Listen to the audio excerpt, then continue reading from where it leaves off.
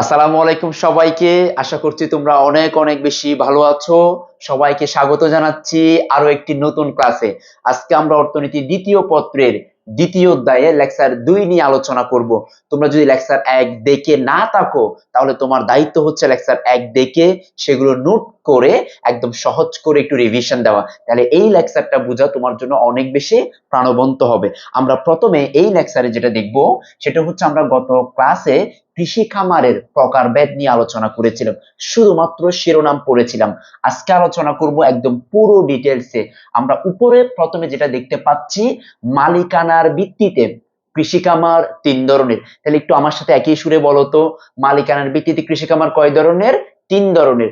মালিকানার ভিত্তিতে কৃষি খামার কয় ধরনের? 3 ধরনের। মালিকানার ভিত্তিতে কৃষি খামার কয় ধরনের? 3 ধরনের। এখন প্রশ্ন হতে পারে, 1 নম্বরে কি আছে? 1 নম্বর হচ্ছে ব্যক্তি মালিকানাধীন খামার, 2 নম্বর হচ্ছে সমবায় খামার, 3 নম্বর হচ্ছে যৌথ খামার। তাহলে সবাই একটু আমার সাথে একই সুরে বলো তো, মালিকানার ভিত্তিতে খামার কয় ধরনের? 3 ধরনের। 1 নম্বর হচ্ছে ব্যক্তি মালিকানাধীন খামার, 2 নম্বর হচ্ছে সমবায় খামার, 3 নম্বর হচ্ছে যৌথ খামার। এখন এখানে আমাকে যা জানতে হবে, প্রথম কথা হচ্ছে এখানে এমসিকিউ আসে এবং হচ্ছে এই টপিক থেকে জ্ঞানমূলক প্রশ্ন এবং অনুধাবনমূলক প্রশ্ন আসে।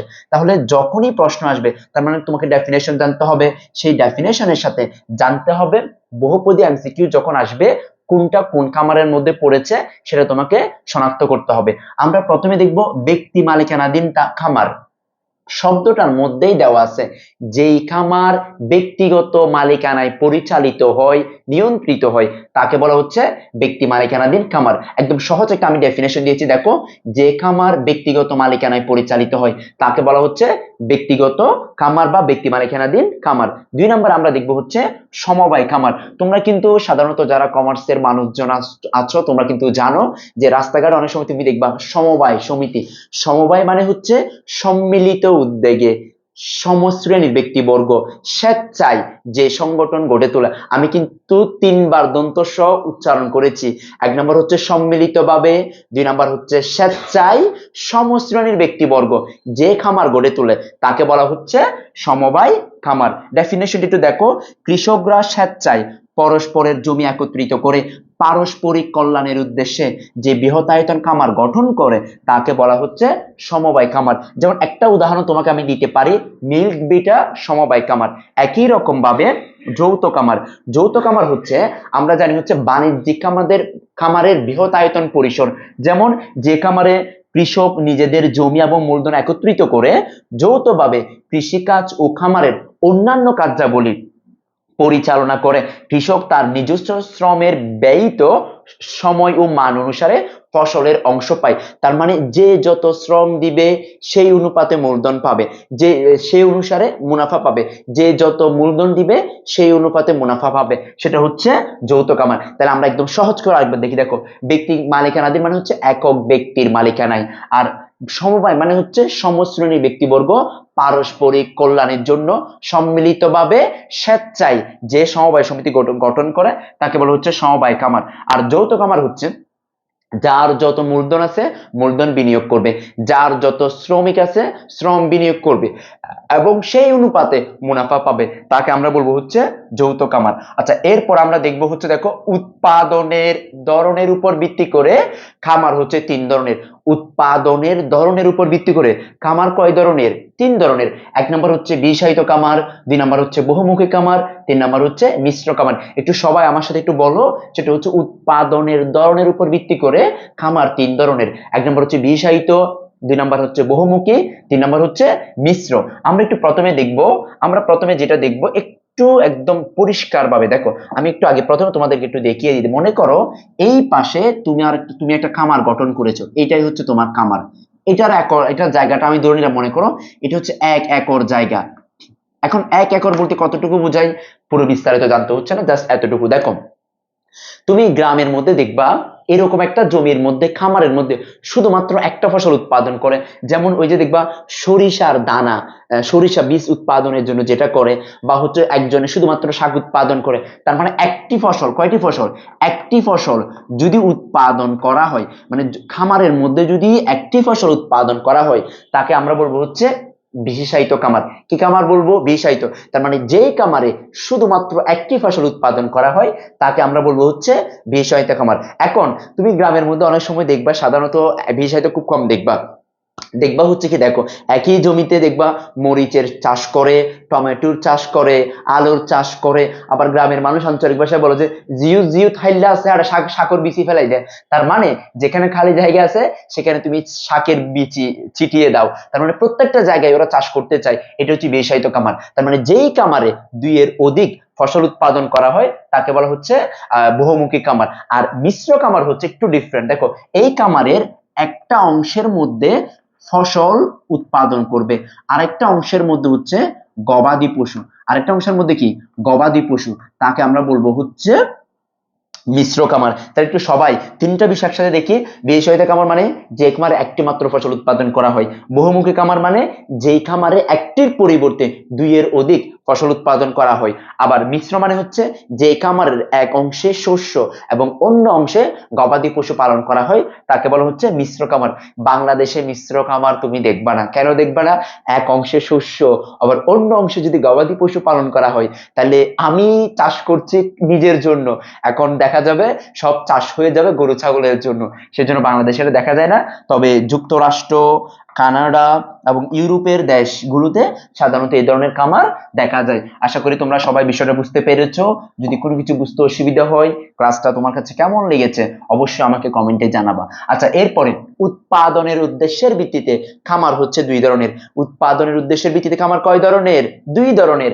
এক নম্বর হচ্ছে জীবন নির্বাহী খামার, দুই নম্বর হচ্ছে বাণিজ্যিক খামার। দেখো আমি মাঝে মধ্যে ক্লাসরুমেও দুষ্টামি করে বলি, সেটা হচ্ছে জীবন নির্বাহী খামার হচ্ছে, দেখো জীবন নির্বাহী খামার হচ্ছে আমরা যেটা বলি যে হচ্ছে বউ বাচ্চা লালন পালনের জন্য যেই খামার গড়ে তোলা হয় সেটা হচ্ছে কোন খামার?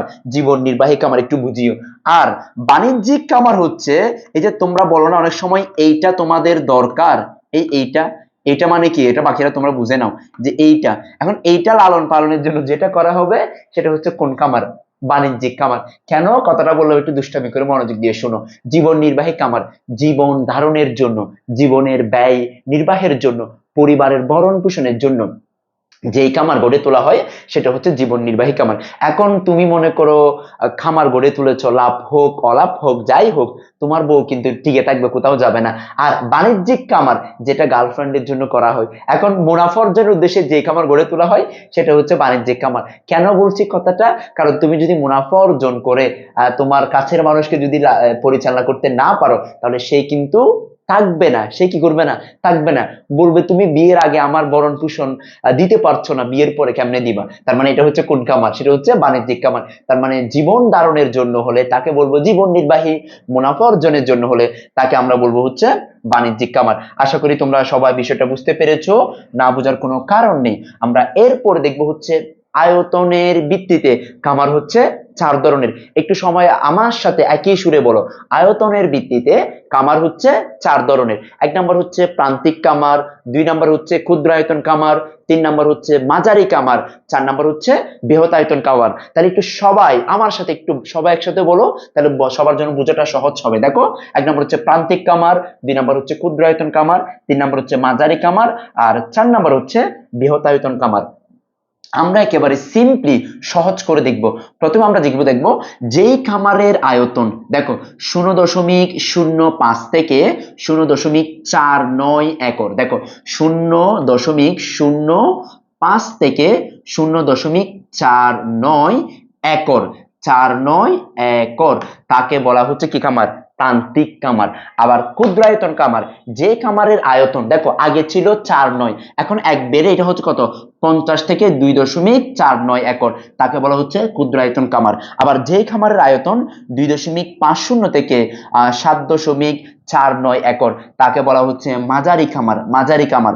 আবার বৃহতায়তন খামার, যে খামারের আয়তন 7.50 উপরে, তাকে বলা হচ্ছে বৃহতায়তন খামার। সাধারণত এখানে আমরা যে বিষয়গুলো আলোচনা করেছি এর মধ্যে সবচেয়ে বেশি গুরুত্বপূর্ণ সৃজনশীল প্রশ্নের জন্য সেটা হচ্ছে উৎপাদনের উদ্দেশ্যের উপর ভিত্তি করে বাণিজ্যিক খামার এবং জীবন নির্বাহী খামার। তুমি বিগত সালের প্রশ্নগুলো অ্যানালাইসিস করলে সবচেয়ে বেশি প্রশ্ন দেখবা এই টপিকের উপর ভিত্তি করে। সো একটু মনোযোগ দিয়ে পুরো ক্লাসটা করতে হবে, যে বিষয়গুলো আমি বললাম সেই বিষয়গুলো নোট করতে হবে যাতে তুমি সহজে করতে পারো। এবং এক্ষেত্রে যদি তোমার যদি মনে হয় আমার কোনো হেল্প তোমার লাগবে বা কোনো কিছু বুঝতে অসুবিধা হচ্ছে বা এই ক্লাসের স্লাইডগুলো তুমি চাও, তাহলে তুমি একটু কষ্ট করে আমার নাম্বারে প্রয়োজন আমাকে হোয়াটসঅ্যাপে মেসেজ করিও। আমার নাম্বারটি হচ্ছে 01875556258।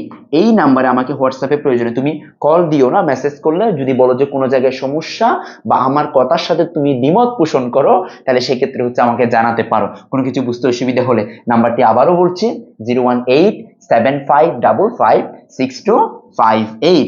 আশা করছি সবকিছু তুমি বুঝতে পারবা। যদি অসুবিধা হয় তাহলে অবশ্যই আমাকে জানাবা। সো আমরা যাবো এরপর আমাদের যে বিষয়টা আছে সেটা একটু আমরা দেখি।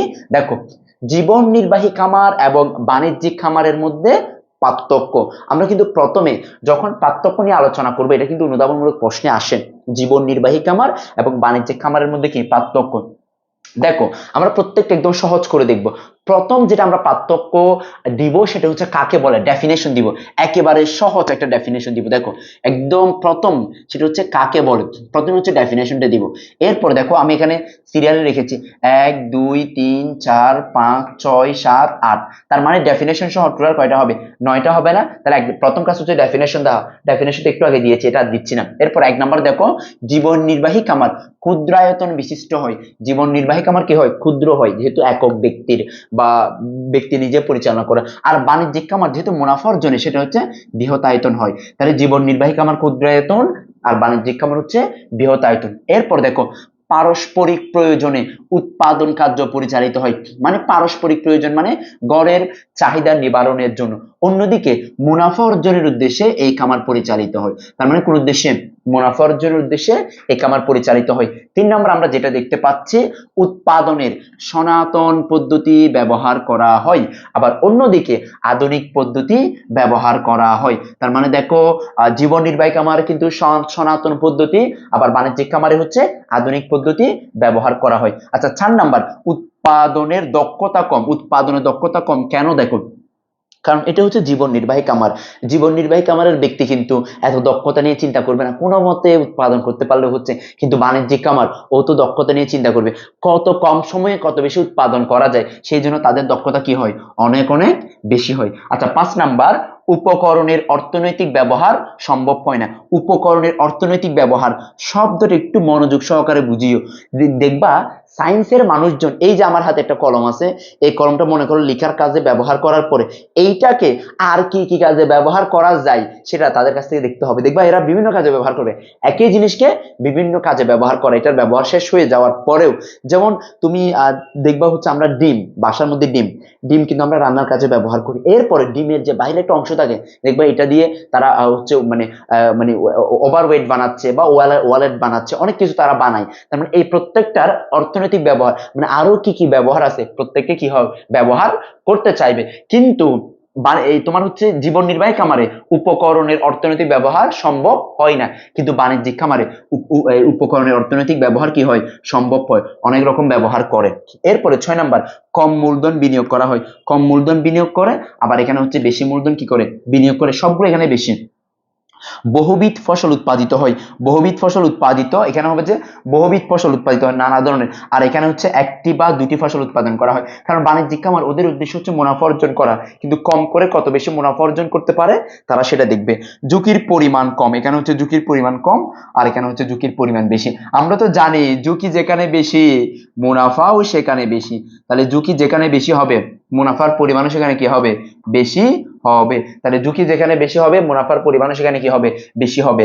আশা করি তোমরা সম্পূর্ণটা বুঝতে পেরেছো, কারণ মধ্যে কোনো ডাউট থাকবে না। আচ্ছা, এরপর আমরা যে বিষয়টা দেখব, যতটুকু আমরা দেখলাম এই টপিকের মধ্যে, আশা করি তোমরা সবাই বিষয়টা বুঝতে পেরেছো। যদি কোনো কিছু বুঝতে অসুবিধা হয় অবশ্যই আমাকে জানাবা, এবং পরবর্তী লেকচার পর্যন্ত তোমাদের সবাইকে স্বাগত জানাচ্ছি যে, এবং অভিনন্দন জানাচ্ছি আমাদের ক্লাসগুলো নিয়মিত দেখার জন্য। ততদিন পর্যন্ত তোমরা ভালো থেকো, সুস্থ থেকো। আসসালামু আলাইকুম।